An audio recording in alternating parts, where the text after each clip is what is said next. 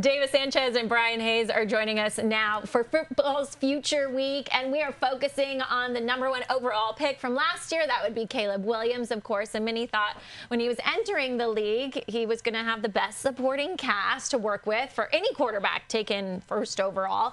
However, guys, he finished with a 5-12 record in his rookie year. Now he's entering his second season with a brand new head coach. That would be Ben Johnson, coming over from the rival Lions, where he was the offensive coordinator for a top 5 offense for 3 straight seasons. So, Ches, do you have faith that Caleb can meet his high expectations with his new coach? I do. I have a lot of faith. I have faith in Ben Johnson like everybody else does. But also, the contract that Ben Johnson signed, that's really what is key here, because Ben Johnson was the most sought-after head coach in the offseason, which gives him a contract with obviously some guarantees there. Now, #1 pick, you've heard out of camp already that Ben Johnson's yanked the first team off the field. He's been yelling at Caleb Williams. These are all things to hold Caleb Williams accountable, and I think that's key. In today's world of football, the #1 pick usually has more power than the head coach. Not the case here. This is not the Shane Waldron and Matt Eberflus Bears. This is Ben Johnson who's going to do it his way. And more importantly, he's going to have time to build this team and this offense the way he wants it. Yeah, and I think when you talk about, establishing what the expectations are, it's important to do that. First overall pick, it's as high as you can possibly get. Quarterback for the Bears, as low as you can possibly get. So I'm kind of right in the middle when it comes to Caleb Williams in terms of year 2. And I think he can get somewhere in the middle. This is not going to be a guy I expect to be a top 5 or 7 producing quarterback in the league. Ben Johnson, great coordinator in Detroit.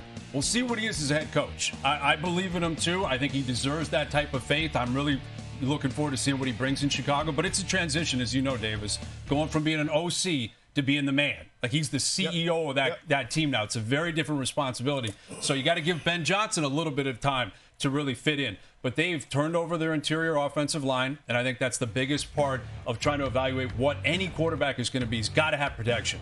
And Caleb, he threw for over 3,500 yards last year. He didn't throw a lot of picks. No, he's pretty good. But the question is, with a young quarterback, do you have what it takes to throw it down the field? Do you have faith in your coverage? Do you have faith in maybe your system, your play calling? I think it's all right there in front of him this year. Yeah. With a reshifted offensive line, with Ben Johnson, that's the key. I think Caleb Williams can have a pretty good year. That's the key. I was going to say that interior offensive line, look at the moves they made. And this shows this is going to be Ben Johnson's way. Interior offensive line with their first moves in the offseason, 3 guys that are big maulers. 3 picks, a tight end, a receiver, another offensive lineman with their first 3 draft picks. So Ben Johnson's going to have the time to build it the way he wants to, which is the reason why I have faith. So he's already got his fingerprints on that offensive line. Okay, so as they work on this transition, it sounds like Caleb should bring the Bears more than 5 wins this season. But if we look back at his draft class, Jaden Daniels was picked 2nd overall, and he went on to win Offensive Rookie of the Year, as we saw, after leading the Commanders to 12 wins and taking them all the way to the conference championship. So, Hayes, this one for you. If Caleb Williams was actually on that Commander squad last year, instead of Jaden, does he have the same level of success? No, not even close to the same. Because that's not fair to Jaden Daniels, right? I know. Look at the way Jaden Daniels played last year. Caleb Williams, again, he's a young talent. He's coming out of a college system that has developed a lot of quarterbacks over the years.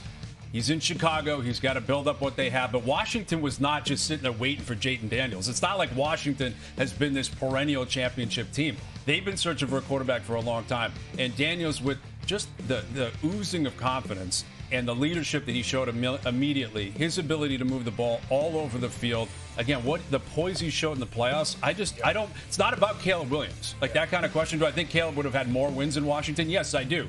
Maybe it's 8, maybe it's 9. I don't think it's 12. I don't think it's Offensive Player of the Year on the rookie side of things. And I don't think he performs in the playoffs the way Jaden Daniels did, because Daniels is his own man, his own player, and he was exceptional last year. Yeah, that's fair. Yeah, and I look at the poise. You said it, the playoffs poise. On 3rd down, his numbers, the biggest thing that young quarterbacks struggle with is 3rd down, because that's when you get the best. Defensive coordinators to give you their best on 3rd down, key spots to get off the field. He was incredible on 3rd downs. He was doing it on 4th downs, too, in the playoffs, going into Detroit saying, come get me on 4th down. Absolutely, yeah. There's no question. If they could redraft, I'm sure they would look at what Jaden did, but, yeah, there's no question. Yeah, well, hindsight's 20/20 always. Caleb, however, does have this going for him. He is the only rookie in NFL history to throw for at least 3,500 yards with 20 TDs, only 6 or fewer interceptions, and at least 400 rush yards. The only other quarterbacks to do this at any point in their careers was Jalen Hurts, Josh Allen, and Lamar Jackson. And the Bears are considered more likely to miss than make the playoffs at FanDuel. Sorry, Bears fans. Chicago hasn't made the postseason since going 8-8 in 2020. They're just shorter than even money to go over 7.5 wins.